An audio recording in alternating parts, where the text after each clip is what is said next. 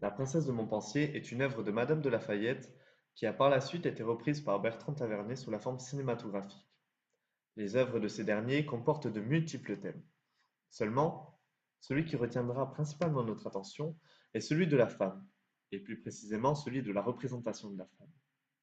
Ainsi, nous nous demanderons comment ces deux œuvres représentent l'image de la femme de l'époque.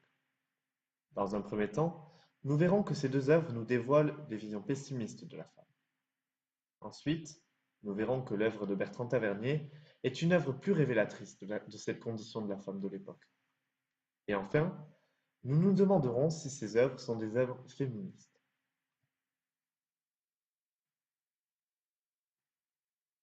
Tout d'abord, la soumission de la femme est l'un des éléments primaires des deux œuvres. En effet, cette soumission est marquée par le mariage forcé, mariage qui au départ était organisé entre la princesse de Montpensier et le frère du duc de Guise. La princesse est obligée suite à la décision de son père d'épouser le prince de Montpensier. La décision prise entre deux personnages masculins démontre que dans la société de l'époque, les femmes n'avaient pas leur mot à dire, et qu'elles devaient se plier aux règles et accepter l'époux imposé par leur père. Soumettez-vous. Cette phrase du film de Bertrand Tavernier accentue cette soumission des femmes, puisque c'est la mère de la princesse elle-même qui vient à son tour influencer sa fille. Même si la mère vient obliger Marie, l'autorité est exclusivement masculine, étant donné qu'elle dépend et doit obéissance à son mari. La mère de Marie est donc obligée de faire soumettre sa fille.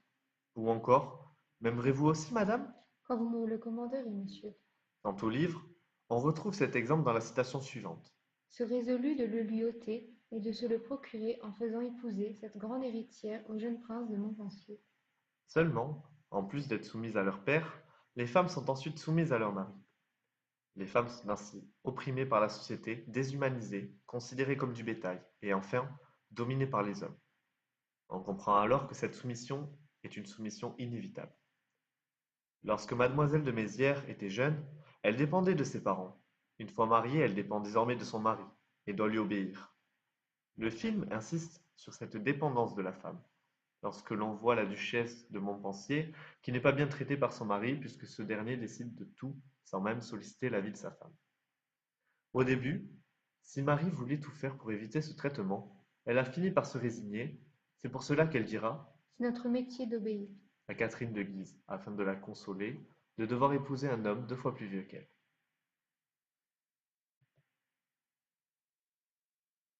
Ensuite, la femme semble être au centre des galanteries séduisantes. En effet, le duc d'Anjou se comporte avec la princesse de Montpensier avec une extrême courtoisie. Par exemple, il offre son bras à la princesse afin de lui éviter un douloureux face-à-face avec son mari. Les hommes se comportent également de façon polie et respectueuse.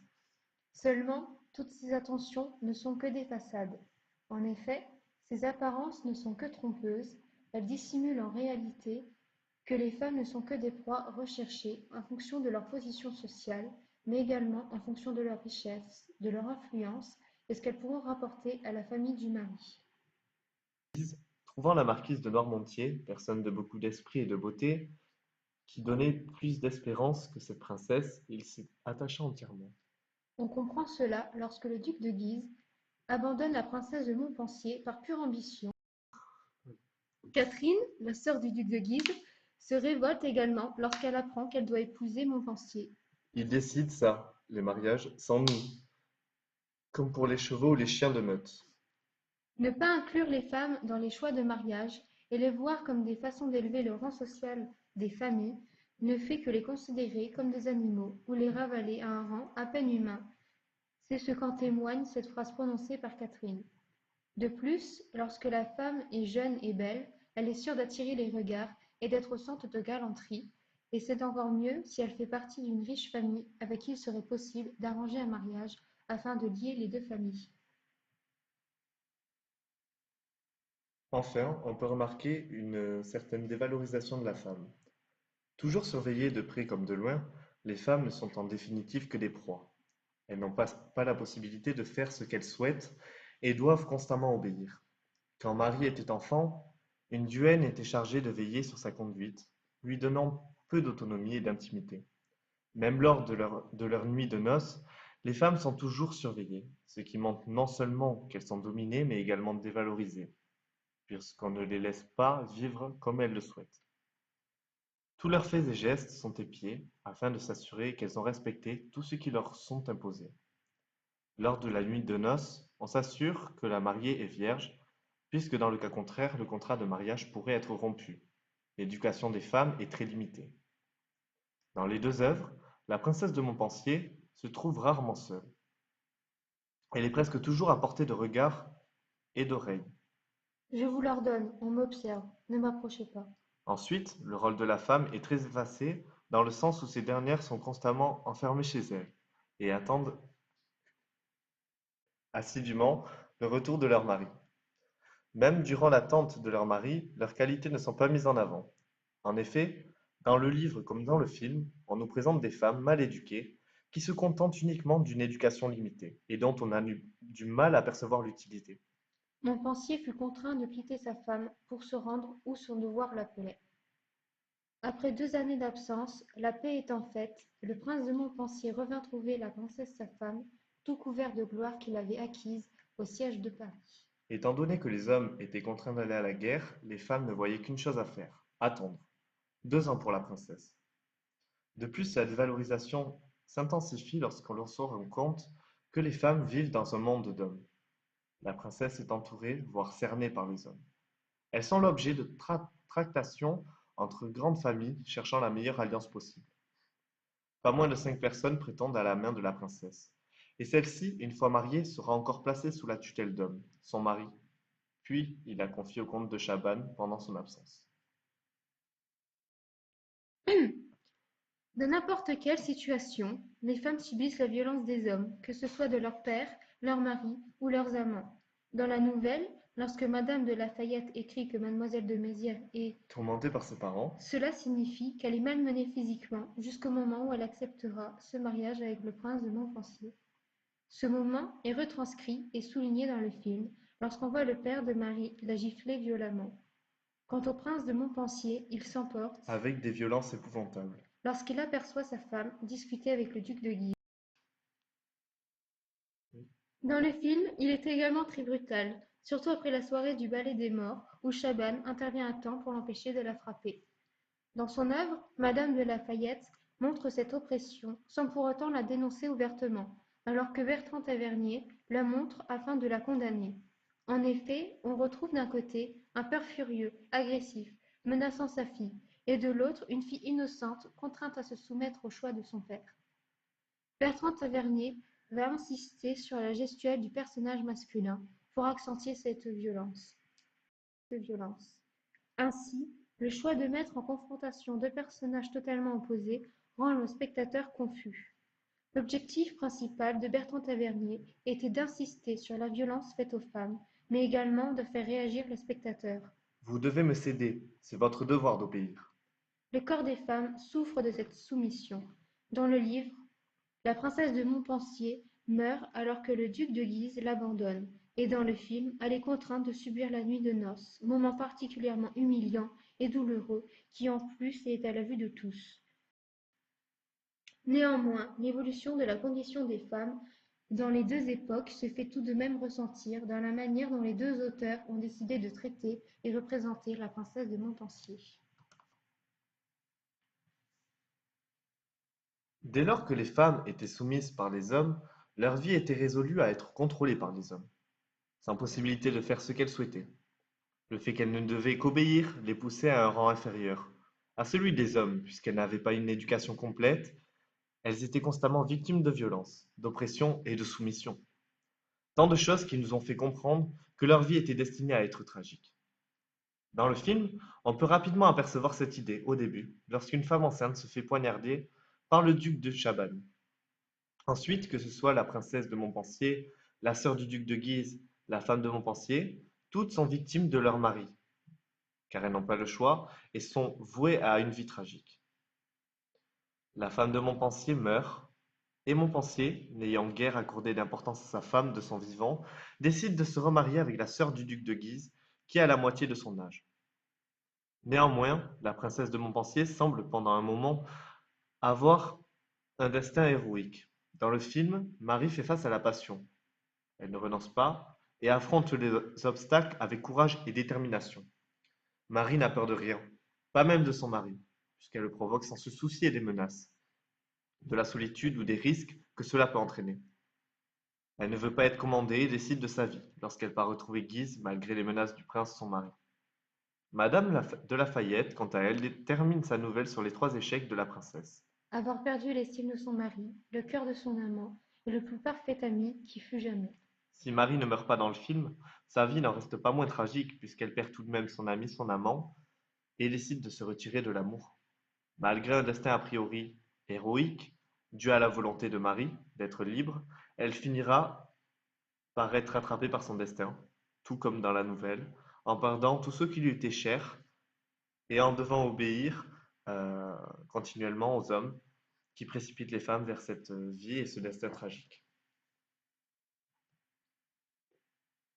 Pour la réalisation de ce film, Bertrand Tavernier s'est inspiré de l'œuvre du même nom de Madame de Lafayette. Néanmoins, nous pouvons constater une réinterprétation du personnage de la princesse de Montpensier. Tout d'abord, alors que Madame de Lafayette se contente d'un simple titre de noblesse pour ses personnages, Bertrand Tavernier dote les personnages d'une identité plus complète, car il donne des prénoms à ces personnages en plus de leur titre. C'est pour cela que la princesse est le plus souvent nommée Marie. Ok.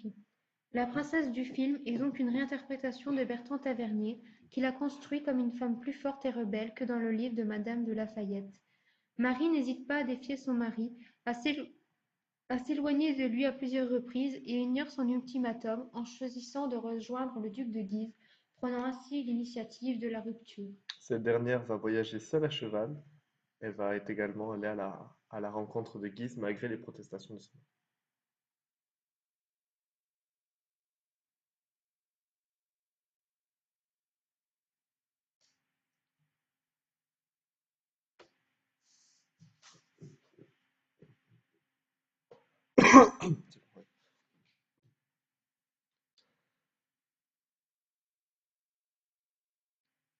Le portrait de la princesse de Montpensier, qui, comme la plupart des femmes à cette époque, est opprimée par la société et dirigée par les hommes, a dans les deux œuvres une résonance féministe, même si les œuvres le font différemment, chacun à leur manière. Dans le livre, Madame de Lafayette se satisfait d'une éducation des plus simples pour son personnage grâce à Chabannes, qui, La rendit en peu de temps une des personnes du monde la plus achevée. si nous nous accordons au langage de l'époque, nous comprenons que la princesse a appris à se tenir, à ajuster son langage et à bien se comporter lors de... Si nous nous accordons au langage de l'époque, nous comprenons que la princesse a appris à se tenir, à ajuster son langage et à bien se comporter lors des mondanités. Son éducation lui réserve uniquement des connaissances pour briller en société, non d'un point de vue culturel, mais pour montrer qu'elle se tient correctement afin d'accompagner son mari dans un but de montrer la réussite de leur mariage et de plaire à ses hôtes. Bertrand Tavernier veut changer l'éducation de la femme qu'il trouve trop négligée. Bien que l'éducation semble toujours limitée, Chabannes se charge de ses connaissances, en lui apprenant ce que sont des vers, des rimes, un triangle, etc. Ce manque de connaissances est une véritable impossibilité pour elle de comprendre le monde qui l'entoure. Bertrand Tavernier appuie sur cette idée, puisque lors de la nuit de noces, quand le prince de Montpensier lui demande si sa mère ne, L'a instruite de rien. elle hoche la tête négativement. Les femmes, par leur éducation négligée, sont écartées de la société et sont uniquement perçues comme des moyens d'élever les différentes maisons et de lier les familles. Bertrand Tavernier semble vouloir prouver les lacunes des femmes de l'époque en montrant Marie incapable de découper et partager un sanglier. L'intrigue du film et du livre se déroule dans la haute noblesse du XVIe siècle. Les mariages sont alors que des contrats entre grandes familles et les sentiments n'ont rien à y faire. Les choses étaient en cet état lorsque la maison de Bourbon se résolut de le lui ôter et de se le procurer à elle-même en faisant épouser cette grande héritière au jeune prince de Montpensier. Si les, si les, si les hommes n'épousent pas forcément la femme qu'ils veulent, les mariages arrangés sont tout de même plus désavantageux pour les femmes. Entre le mariage arrangé et le mariage forcé, la frontière est très mince et les femmes sont mises à l'écart et n'ont pas le choix. C'est d'ailleurs ce que nous montre Bertrand Tavernier lorsque les Montpensier et l'Église font part des décisions prises sur le mariage concerné, alors que Marie est seule au milieu du pont et ne fait que regarder ce qu'il se passe sans entendre, la rendant impuissante de ce qui va lui arriver. Madame de Lafayette, ayant suivi la mode de la préciosité durant sa jeunesse en fréquentant les salons précieux de Madame de Rambouillet et de Mademoiselle de Scudéry, a un certain recul face à cette situation. Elle a elle-même tenu son propre salon, fréquenté par les poètes formés à la préciosité. Or, la préciosité est une forme de revendication. Or, la préciosité est une forme de revendication féministe avant l'heure. Les précieuses considèrent que le mariage imposé n'est pas convenable et que les femmes ont droit à l'éducation. Elles veulent pouvoir se marier qu'après avoir été longuement courtisées, comme au Moyen Âge et à la Renaissance. Elles veulent pouvoir s'instruire, se cultiver et accéder à la littérature et à l'écriture tout comme le fit Madame de Lafayette. La princesse de Montpensier met en scène une jeune fille qui tente de résister à l'autorité familiale. Dans le film, Marie conteste la décision de son père, étant donné qu'elle aime le duc de Guise. Néanmoins, la réaction de ses parents ne se laisse pas attendre puisque son père s'énerve, la frappe et la force à se soumettre. Peu de temps après, la mère de Marie vient la trouver, en l'obligeant d'obéir et d'accepter ce mariage comme elle l'a fait avant elle. Malgré son mariage, la princesse écoute les paroles élogieuses du duc d'Anjou et du duc de Guise, sans les repousser lors de l'épisode de la rivière.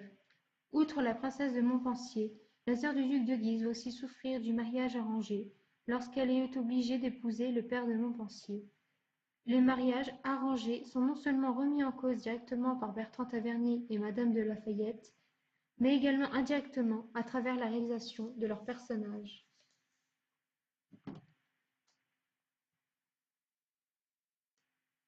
On retrouve également une émancipation moderne progressive dans ces deux œuvres. Dans son film, Bertrand Tavernier propose une évolution de la femme. Marie s'oppose d'abord à son père à propos de son futur mariage avec le prince et la réalité de la condition de la femme nous est montrée puisque son père commence à lui hurler dessus et à la frapper. Le réalisateur a donc décidé d'accentuer la révolte du personnage, très inspiré de la préciosité, ce qui montre une émancipation progressive. Même si dans le livre la princesse de Montpensier ne semble pas repousser les avances du duc de Guise ou du duc d'Anjou, la galanterie avec ces derniers est plus appuyée dans le film puisque les contacts physiques et la sensualité sont explicites, montrant que Marie semble franchir les règles imposées. Bertrand Tavernier a choisi de donner un autre sens à la relation de Marie et du duc de Guise, puisqu'il ne la rend pas platonique, comme dans la nouvelle inspirée par les préceptes précieux qui régissent les relations amoureuses. La préciosité ne fait pas intervenir la dimension charnelle, puisqu'elle repose sur l'amour courtois. Bertrand Tavernier modernise alors la relation amoureuse, puisqu'il y introduit la sensualité ainsi que la sexualité. Bertrand Tavernier fait évoluer la condition de la femme en insistant sur l'apprentissage intellectuel et culturel de la princesse. Elle apprend le latin, l'astronomie, la poésie, etc. De plus, elle veut également apprendre à écrire, chose peu courante et quasi scandaleuse, ce qui rendra son époux mécontent et jaloux. Nous pouvons également voir la princesse monter à cheval seule pour se rendre où elle souhaite. Elle reprend même sa liberté après l'annonce de la mort de Chaban, en passant outre les différentes menaces et protestations de son mari. Avec tous ces éléments, nous pouvons constater que Bertrand Tavernier a poussé jusqu'au bout la pensée précieuse en s'inspirant de l'évolution des mœurs contemporains révolutionnées par le féminisme. L'histoire de la princesse de Montpensier se déroule au XVIe siècle, ce qui explique la pudeur et la non-violence. Néanmoins, afin de montrer une approche plus réaliste, Bertrand Tavernier transgresse la bienséance en n'hésitant pas à dire et décrire explicitement la passion et la violence. L'adaptation cinématographique a donc effectué une transposition modernisée de la condition féminine où l'héroïne s'instruit, se révolte et se libère. Madame de Lafayette et Bertrand Tavernier montrent des femmes qui subissent un sort peu enviable, où elles sont opprimées par une société dirigée par les hommes, dans, la- dans laquelle, dans laquelle elles sont soumises à l'autorité paternelle puis maritale. À travers ces œuvres, malgré les années qui séparent les deux auteurs, nous pouvons voir une volonté de faire progresser la condition des femmes ce qui donne une résonance féministe à ces œuvres que les auteurs ont décidé de partager à leur manière afin de faire évoluer la place de la femme. On peut donc apercevoir une évolution de la représentation des femmes qui se battent pour leur liberté qui est sans cesse restreinte et limitée.